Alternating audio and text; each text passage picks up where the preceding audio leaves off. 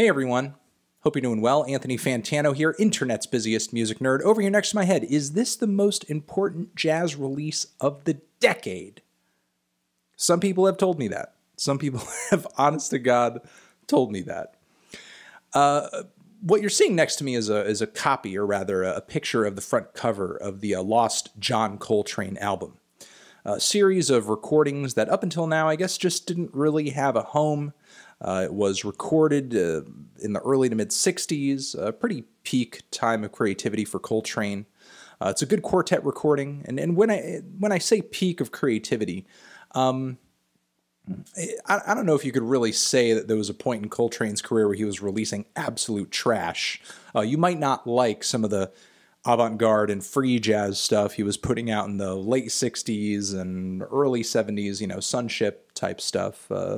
I'm kind of partial to it, though this record is certainly not that, and I wouldn't necessarily argue that it's really on the level of a Giant Steps or or ballads, or even his very underrated collaborative record with Milt Jackson. At the end of the day, I just kind of feel like this is okay. It's decent. It's fine. I think that while it is a must-listen for jazz fans and Coltrane completists, absolutely, absolutely, absolutely. Let's not kid ourselves into thinking that this is like one of the best things in the Coltrane canon. And I say that because, I mean, Coltrane was nothing if not super meticulous about what he released. Obviously, not every record is, as essential to the jazz canon as like Giant Steps, but he has a pretty solid discography throughout, which is more than I can say for some of his contemporaries who were equally as prolific. And clearly, I don't really know if this record would have stood out that much, or at least if it was kind of cut down to single versions of many of the takes that are placed onto this pretty lengthy release.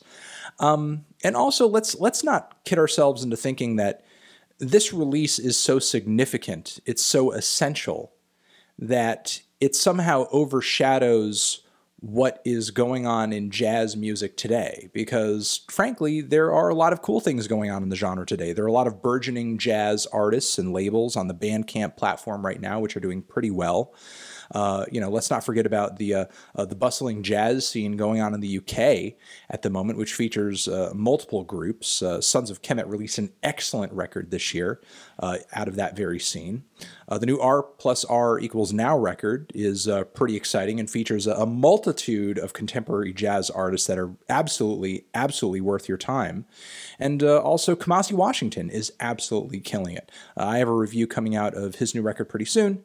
A bit of a spoiler, I don't think it's quite as great as the Epic, but still, it's a great record, and he is an important modern jazz artist who I think is doing great things for the genre, bringing a lot of attention to the genre, and attempting to do some interesting things with it. And also, let's not forget about the current and thriving wave of new jazz out there, where you have jazz sounds and instrumentation being fused with other genres of music, beyond the typical jazz fusion spectrum. You're talking electronic music and so on and so forth. So, there are interesting and exciting things going on in jazz. It's a little unfortunate that we get kind of caught up occasionally in releases like these, and because we sort of personally set the bar for good jazz so high, we kind of blind ourselves to when we're just being handed a bunch of incomplete recordings, again, many of which are pretty good. And we also blind ourselves when we're faced with, a newer, more contemporary artist, and we've just kind of convinced ourselves, well, they're no Coltrane, they're no Miles.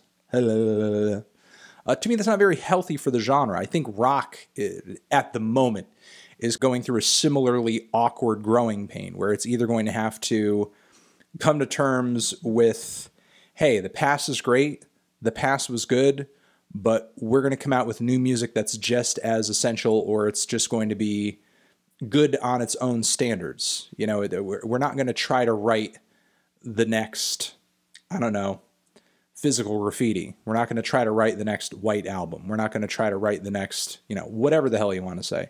And we're talking 90s records too, because of course, you know, people are a little obsessed in the rock scene with a lot of the 80s post-punk stuff, a lot of the 90s grunge stuff and alt-rock and alt-metal stuff. You know, the people in the genre are going to have to come to terms with the past is in the past, and we're going to forge a new way in a new direction. And I think there's certainly some jazz artists out there right now that are doing that. I probably could be doing a better job of covering that, and I apologize, you know. But still, you know, of the few names that I did mention here in this video, make sure to check them out, absolutely. And, I mean, still feel free to try out this Coltrane album if you do stumble across it. However, you know, I myself, I don't really know if I have too much to say about it other than that, hey, good series of just up until now lost recordings.